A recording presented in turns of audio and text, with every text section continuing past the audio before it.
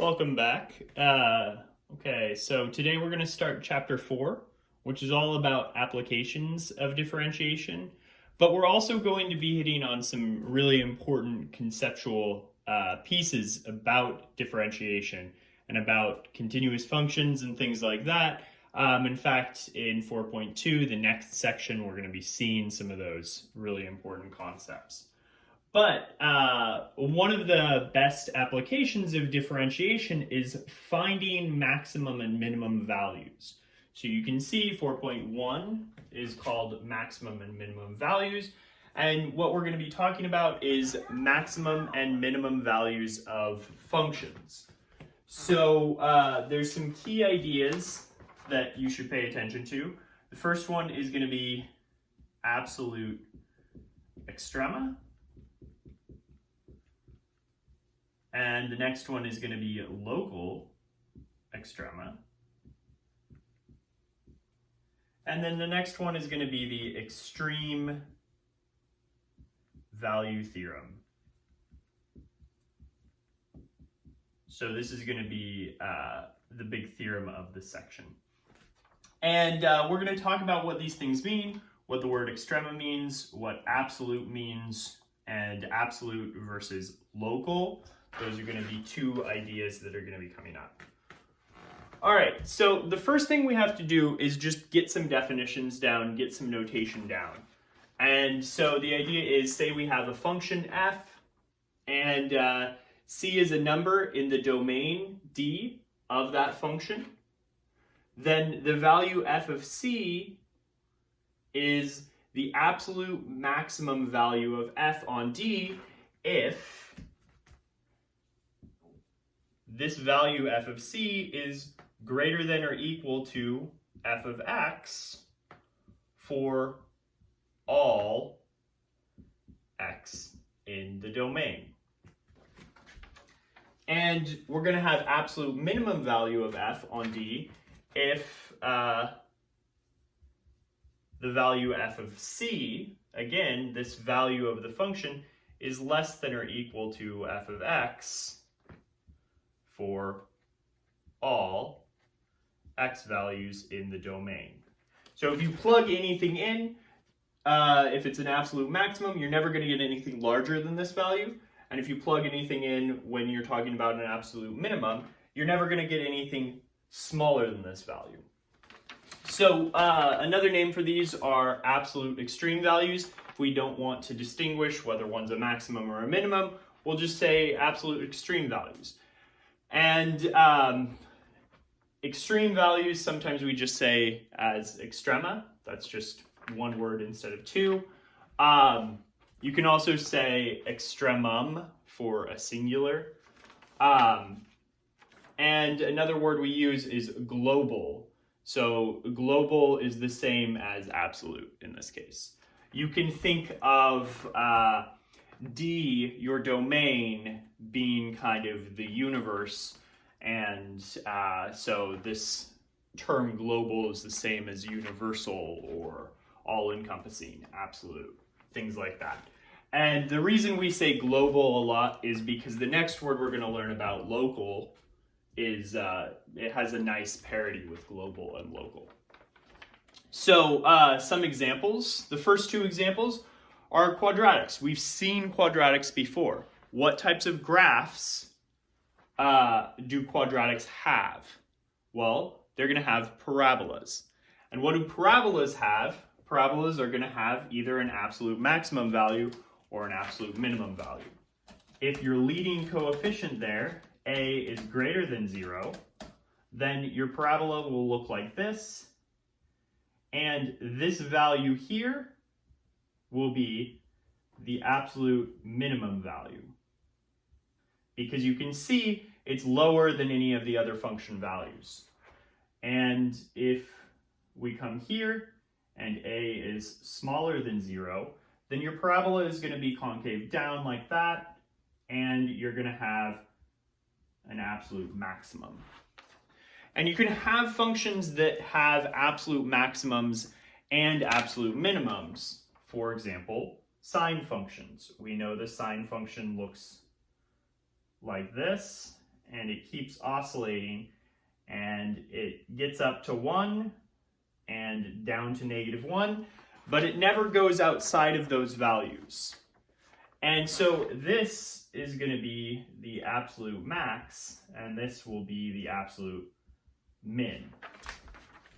And you can see that there are multiple values of the sine function that take on those absolute max and absolute mins. So one thing to keep in mind is c in your domain isn't necessarily a unique number that satisfies this. What we're talking about is we're talking about f of c, the value of the function.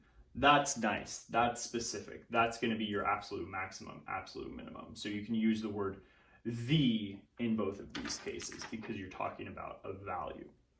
All right.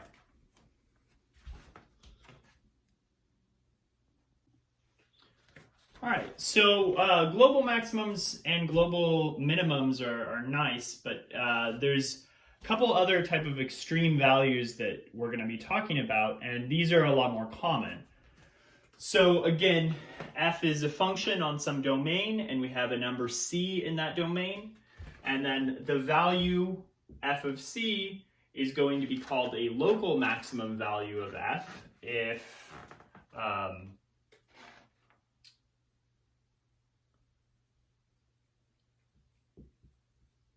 f of c is greater than or equal to f of x for x values near c, and it's going to be called a local minimum value of f if f of c is less than or equal to f of x for x values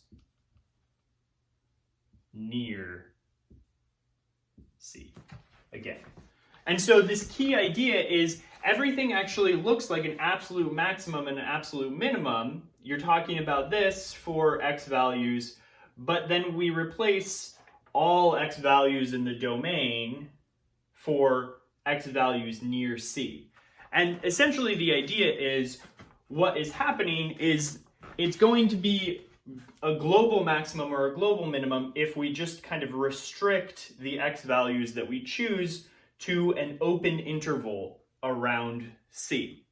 And maybe you have to be a little choosy and make your open interval kind of small, but as long as there's some open interval around c that we can kind of restrict our domain to that makes this value absolute maximum or absolute minimum, then it will work.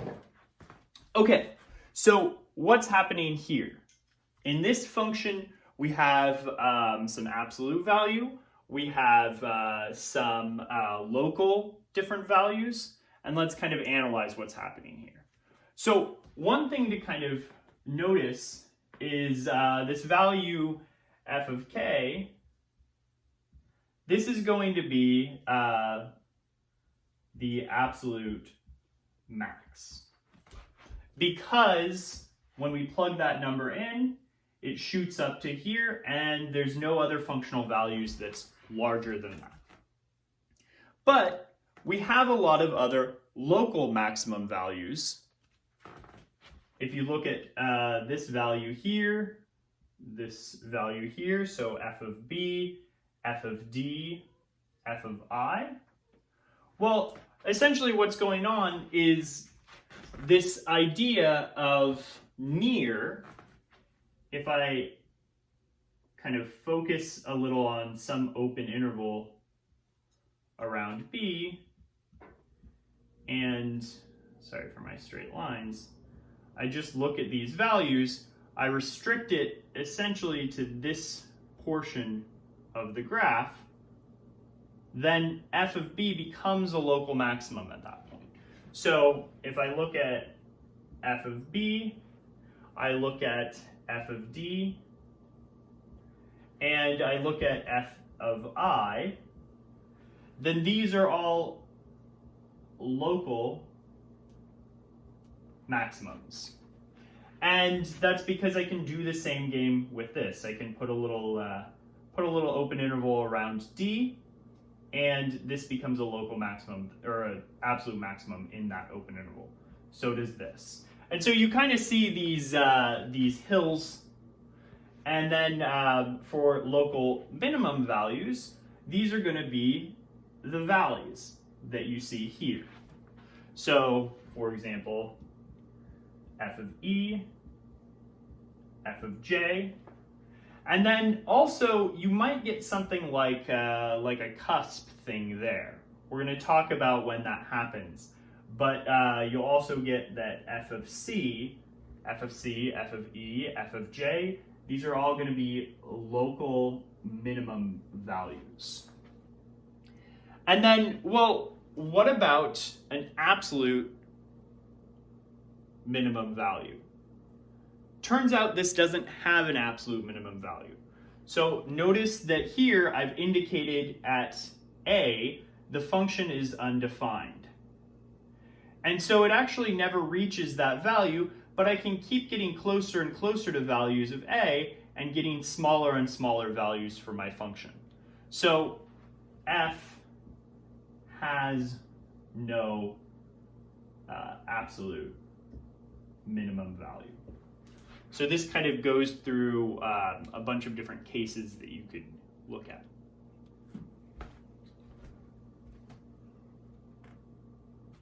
The next thing we want to talk about is we've got this idea of extrema, local extrema, we have absolute extrema. Now what we want to do is we want to figure out how to find these extrema. So that's where we're going to talk about what's called Fermat's theorem, and that's going to help us in our search for extrema. And then ultimately we're going to get to the extreme value theorem, which is going to help us find absolute extrema. Anyway, so Fermat theorem was named after Fermat, and he is a mathematician, I think, from the 1600s. And he's actually famous for another reason. He proposed that this equation,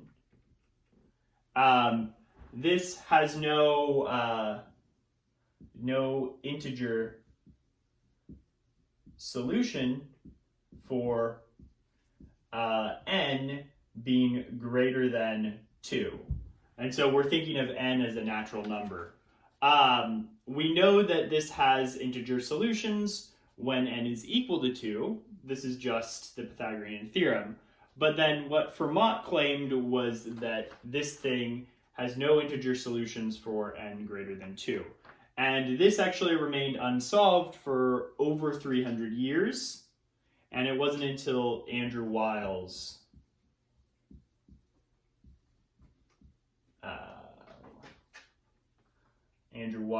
proved it in 1990 sometime. No. And he was at Princeton at the time. And so this is referred to kind of lovingly as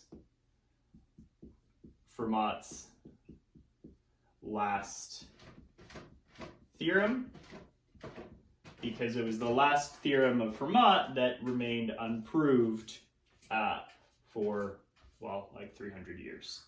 So, so that's just a little aside. If you're interested, you can look at that. Anyway, so Fermat's theorem says this, and he did prove this one. If f has a local extrema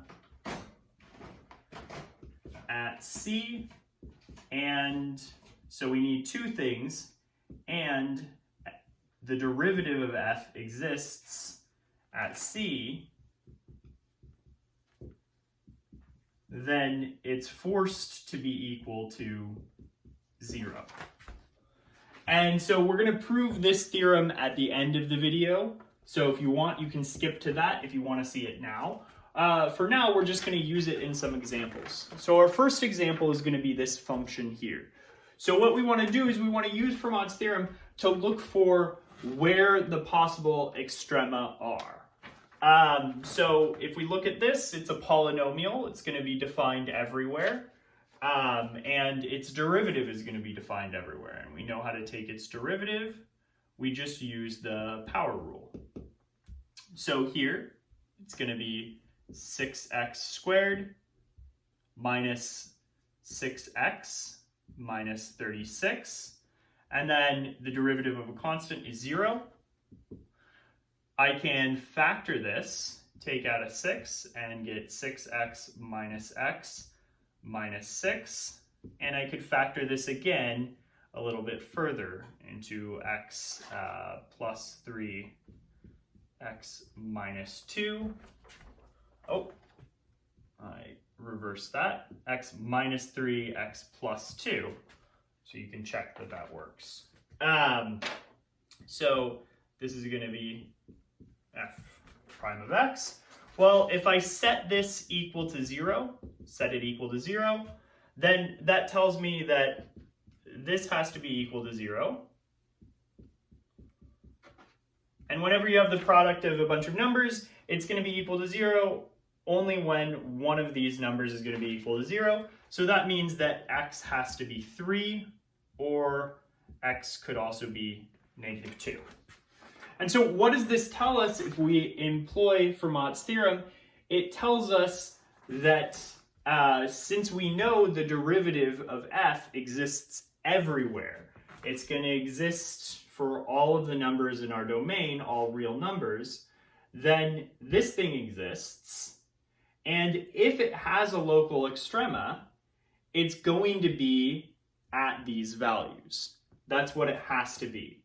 So if it has a local extrema, it has to be these values. What it's not saying is that these values are the local extrema, although that turns out to be the case. So if we look at the graph of this function, it's going to look like this. So, so you'll have something like this, and this will be -2, and this will be 3. And you can see that if you graph these, well, the derivatives at these points are going to be indicated by these horizontal tangent lines. And so that means that the derivatives are going to be 0. And you can also see that that gives you a local maximum at f of -2 and a local minimum at f of 3.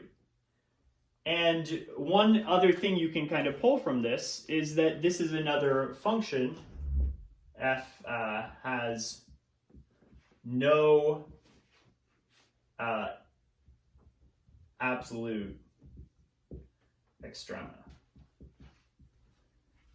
Because you can see, well, since it has odd degree, it's going to go positively up towards infinity, and it's going to reach any value you want, and it's going to go negatively down to -infinity, and so it's going to keep going down, down, down, so you can reach any minimum value you want, and you can reach any maximum value you want. So it's going to have no absolute extrema. But it does have 2 local extrema.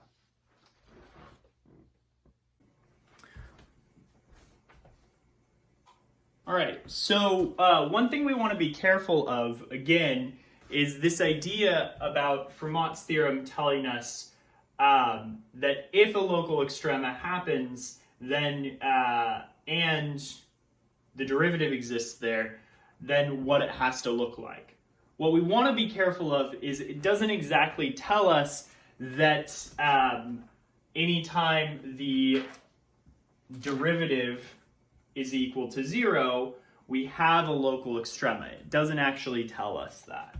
So some cases that you can look at is maybe the derivative is going to be 0, but we don't have a local extrema, and the case would be f of x equals x cubed, and if we look at the graph of that, it's going to look like this. And so you can see that when I take the derivative, it's going to be 3x squared, and if I plug in 0, I get out 0, but and I can kind of indicate that by putting together a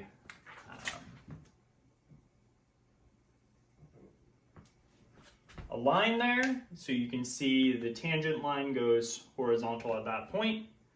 But that value, if I keep getting closer and closer to it, I'm always going to have values to the right that are larger, and always values to the left that are smaller. So it can't be a local extrema. Similarly, sometimes Fermat's theorem can fail the hypothesis. Sometimes we can have a local extrema where this doesn't exist. And so you wouldn't get that the derivative is equal to 0.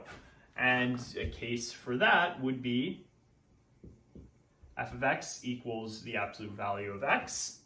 And we know what it looks like here. Looks like this. Well, f prime of 0 does not exist. So it doesn't exist, but you can kind of see this, it satisfies that idea. It's actually a global maximum. So this is a, we don't even need to do that. This is a global, sorry, I said max, global min. So this is a global minimum.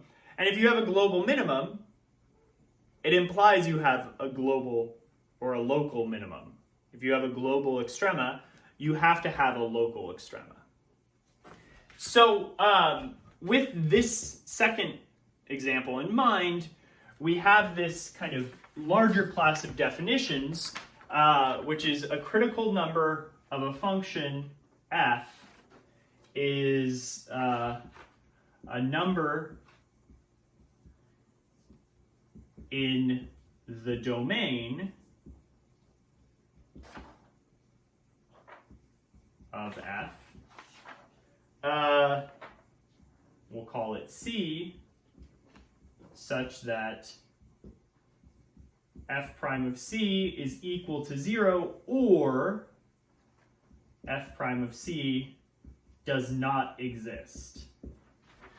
And so this idea of critical number is helpful because we can rephrase Fermat's theorem to say that if f has a local extrema at C, then C is a critical number.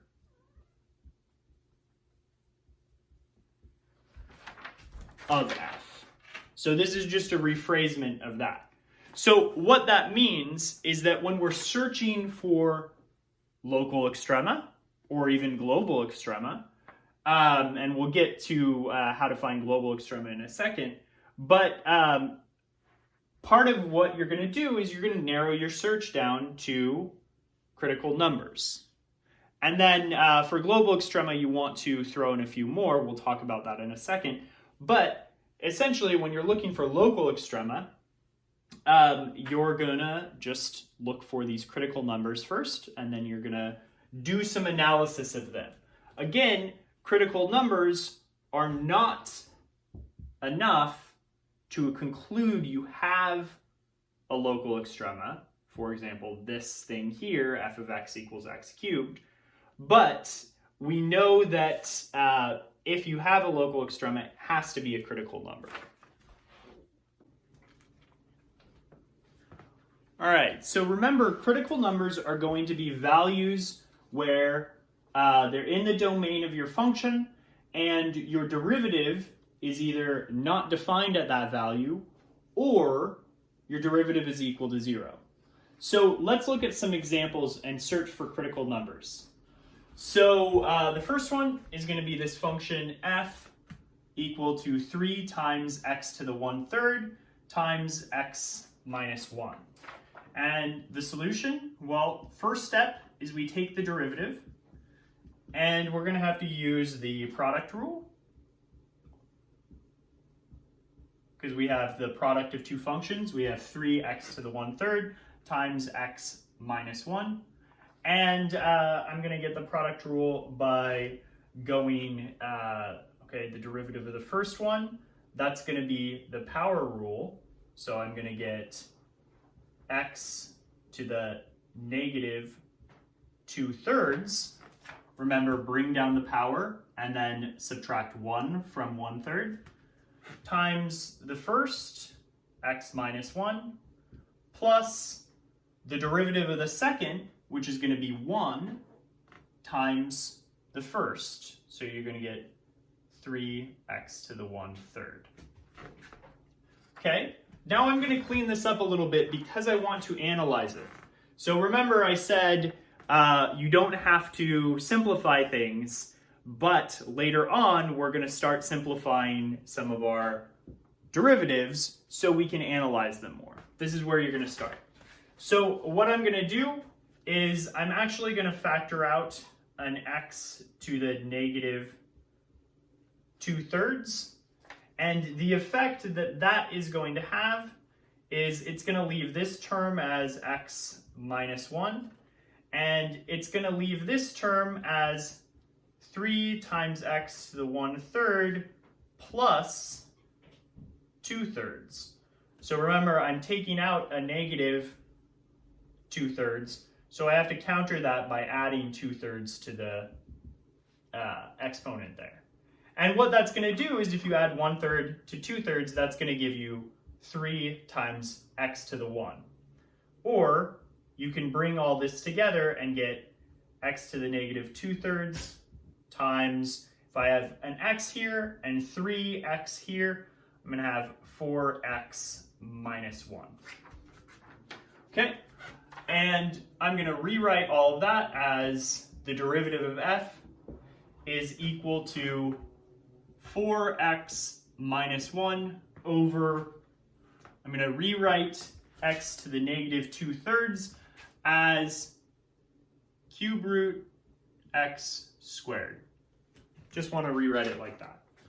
Okay, so now I have to ask myself, well, if I set this equal to 0, that's going to be when 4x minus 1 all divided by the cube root of x squared. This is going to be 0 exactly when the numerator is 0. So this implies that 4x minus 1 is equal to 0, or x is equal to 1 over 4.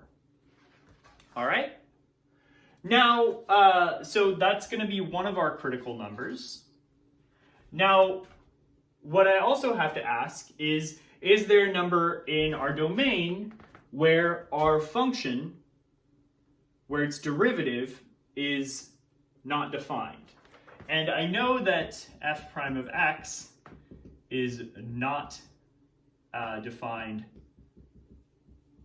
at x equals 0, because then I would get a 0 in the denominator. But my function f is defined at x equals 0. I can plug that in. So the critical values, or critical numbers, are going to be x equals 1 over 4 and 0. So this has two critical numbers. All right, our next example is we're given this function, f of x equals x plus 1 over x minus 1, and we want to find the critical numbers. Okay, so again, the solution for finding critical numbers is you start by taking the derivative, and we're going to have to do the quotient rule. And the quotient rule says you want to take the derivative of the top times the bottom minus the derivative of the bottom times the top, all over the bottom function squared. So again, the derivative of x plus 1 times x minus 1 minus the derivative of x minus 1 times x plus 1, all over x minus 1 squared. That's exactly what we got. And if I wanted to clean this up a little bit, f prime of x, well, I'm going to have x minus 1 minus x minus 1 over x minus 1 squared. And this thing is going to be negative 2 on top, x minus 1 squared. This f prime of x is never 0. And you can see that by just setting it equal to 0, setting this expression equal to 0. And this is going to imply this is only going to happen when the numerator is 0. But this thing is false. It's a contradictory statement there. We know that f prime of x is not defined at x equals 1. But here's something to keep in mind. Is this a critical value? And the answer is no. This is not a critical number. And the reason is because, yeah, sure, our derivative is not defined there, but neither is our function. It's not in the domain of the function. So not in domain of f. So in the end, the answer is no critical numbers.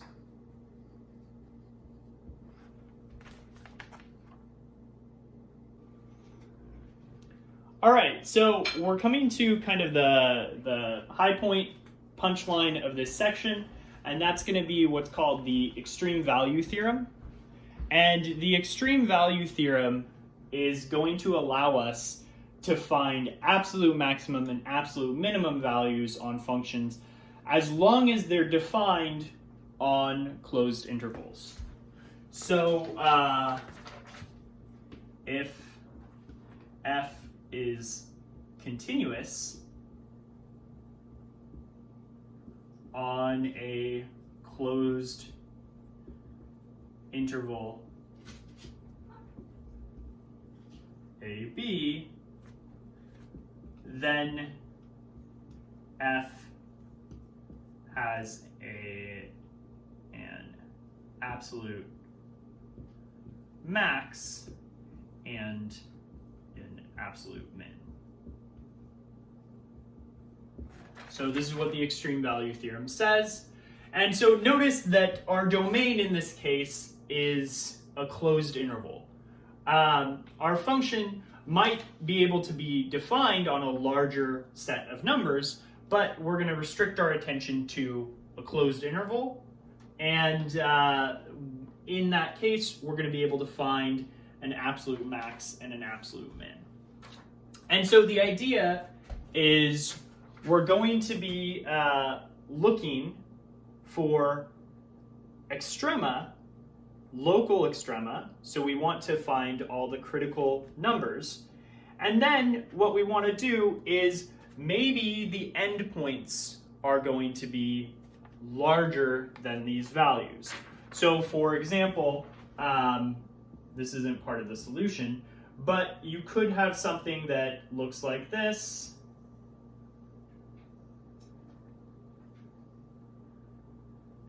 And maybe your function starts here, and this is A, and this is B. Well, if you wanted to, you could look for the local extrema.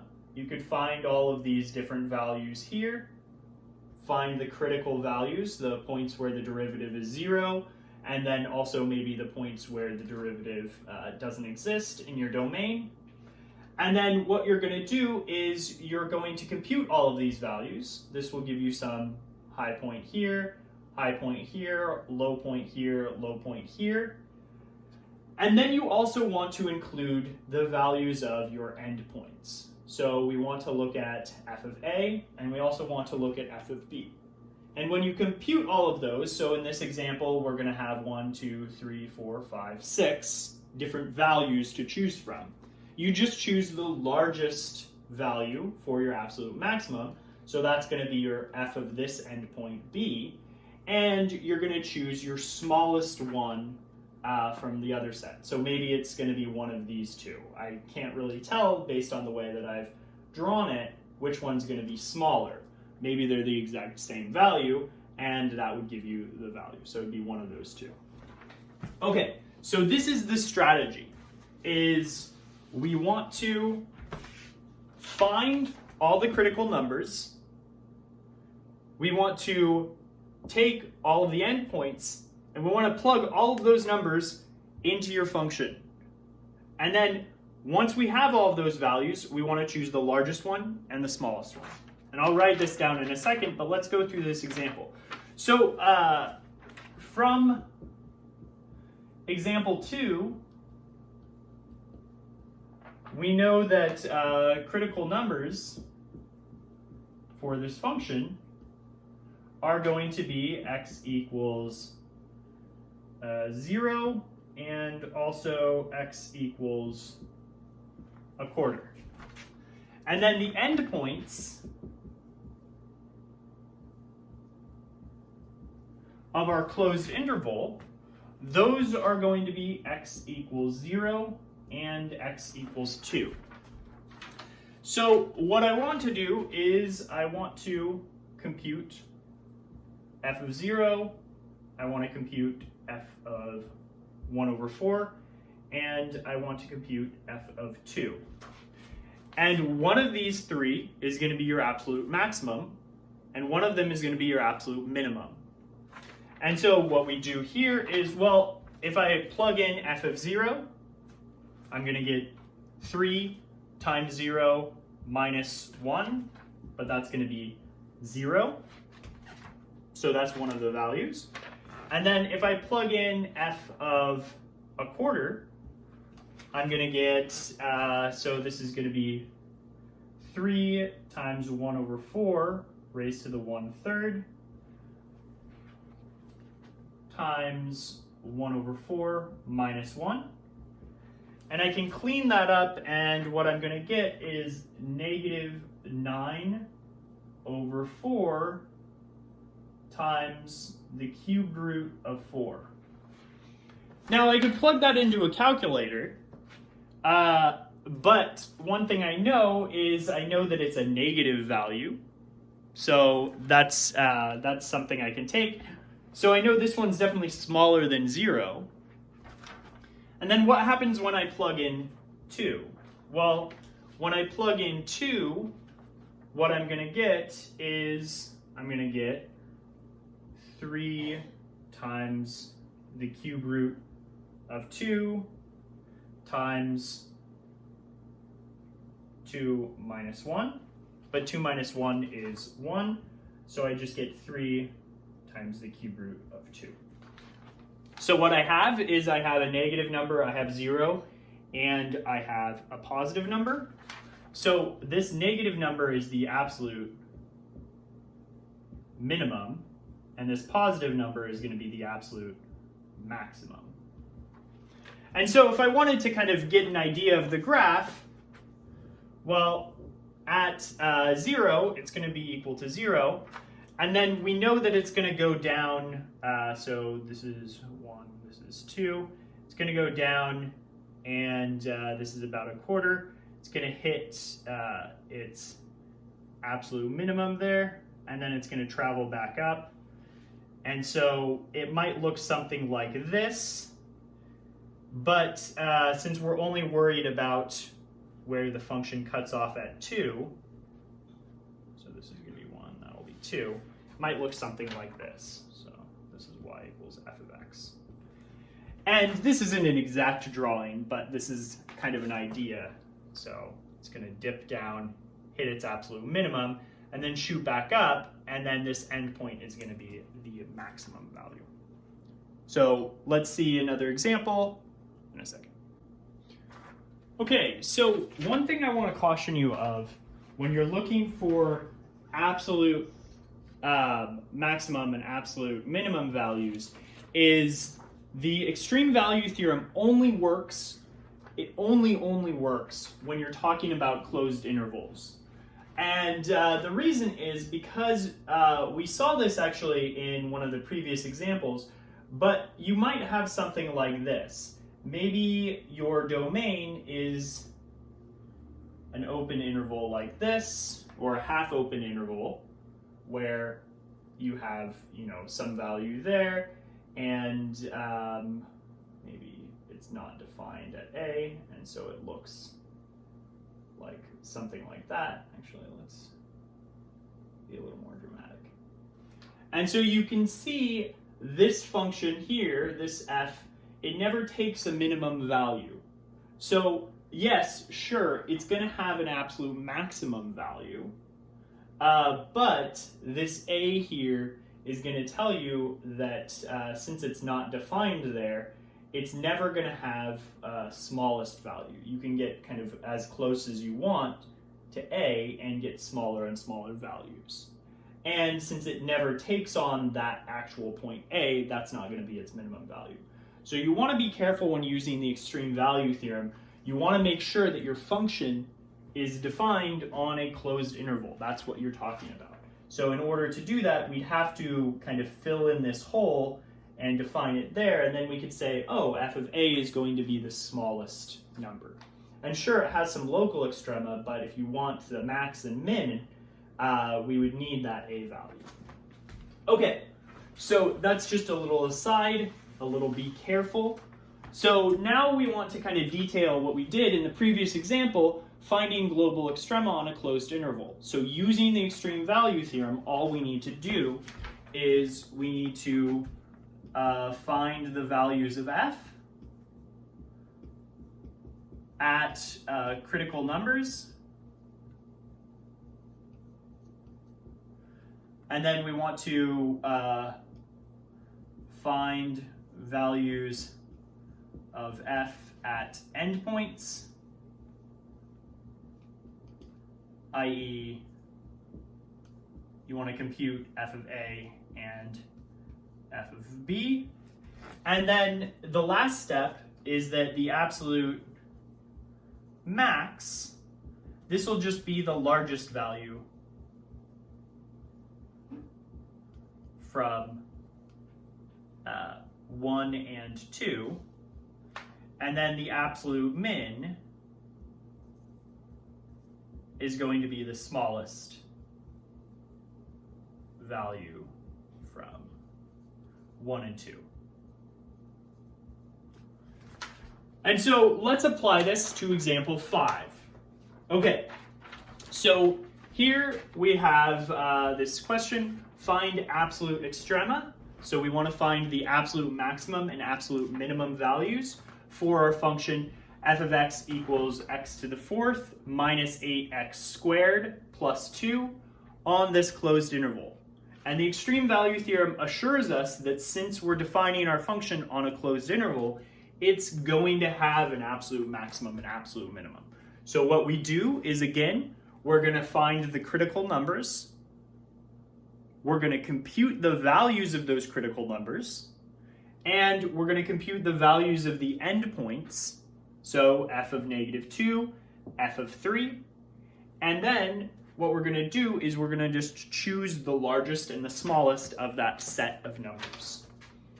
Okay, so first step here, I want to compute f prime, and I'm going to get 4x to the third minus 16x plus 0. I can factor out a 4 and an x and get x squared minus 4. I can factor this even further to get 4x times x plus 2, x minus 2. And then, well, since this is a polynomial, it's defined everywhere, so it's not going to have any critical values from being undefined. But if I set it equal to 0, that's setting 4x, x plus 2, x minus 2 equal to 0. That's going to tell me that x can be either 0, -2, or +2. So these are my critical numbers. Crit nums. All right. Now the second step is, we're not done with the first step. Not only do we need the critical numbers, we want to find the value of our function. So we want to kind of plug these in. F of 0, well, that's going to give me 0 minus 0 plus 2. And then I want to plug in f of -2. That's going to give me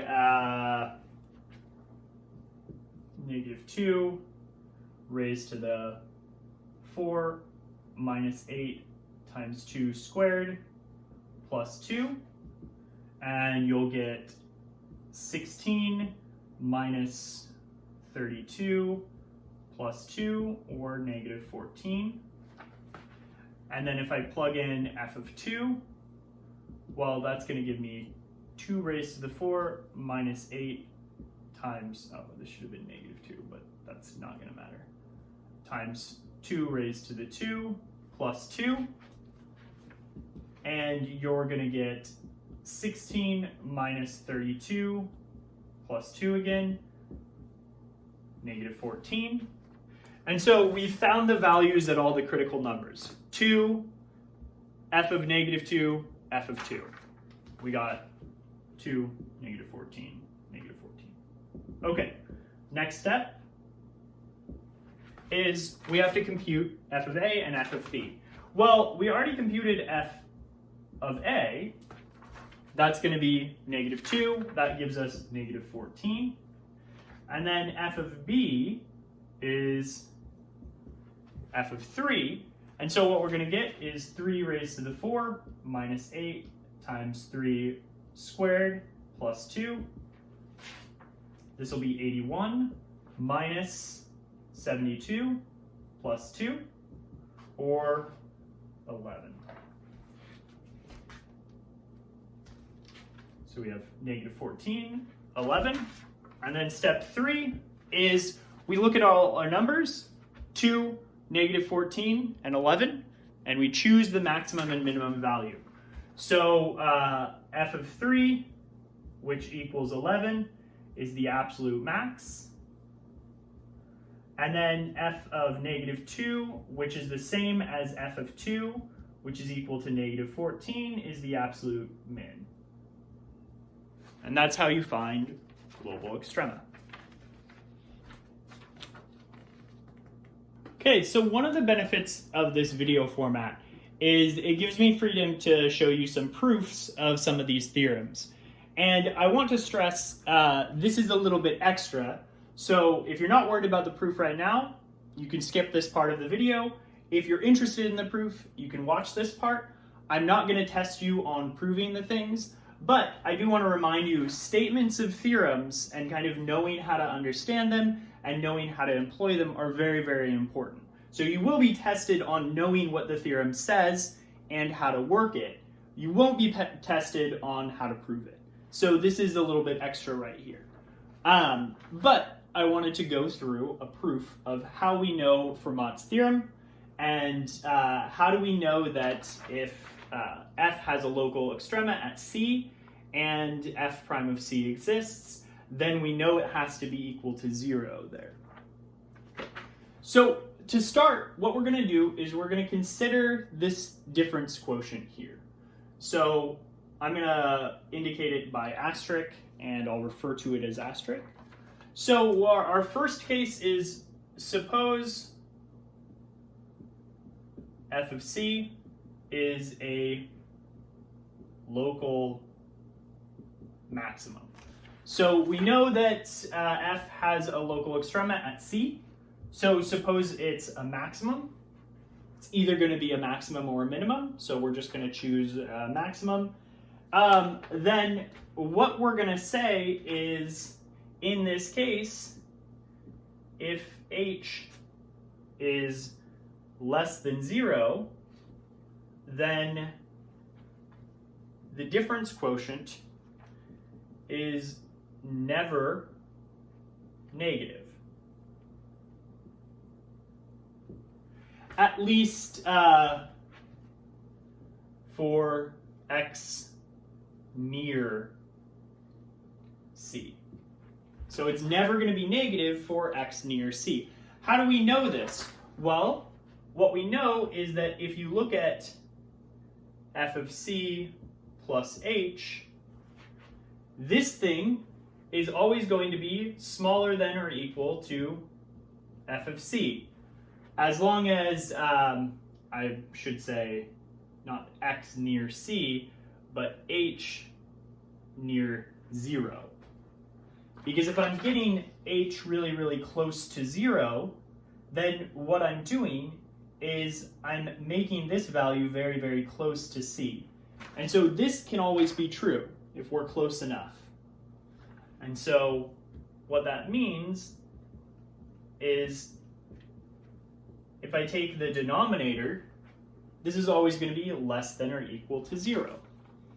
And now if I divide through by a negative h value, I get f of c plus h minus f of c over h has to be greater than or equal to 0. So again, it's never going to be negative as long as h is near 0.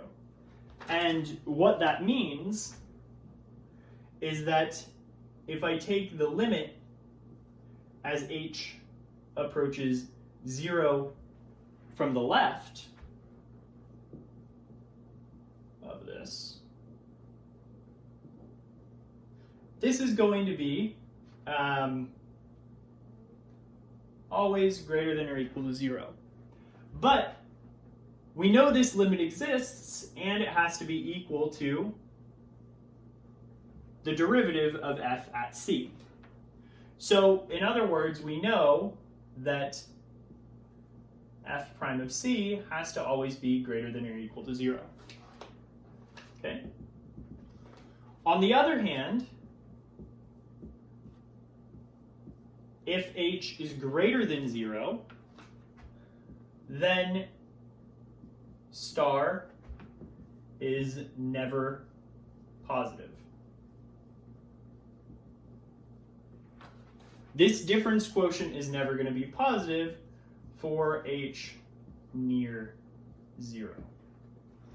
And so, again, you can go through this. We'll know that this thing is still true, and so you'll get this thing being true. And then, since h is a positive number, you'll get that the difference quotient